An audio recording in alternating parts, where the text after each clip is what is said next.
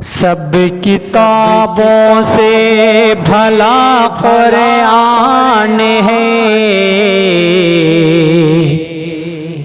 ये हमारा दीन है, ईमान है। सब किताबों से भला कुरान है,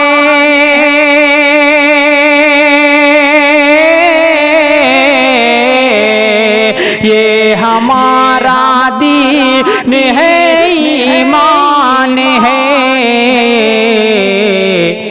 हम करेंगे इसकी इज्जत और अदब, जिस्म में जब तक हमारे जान है। हम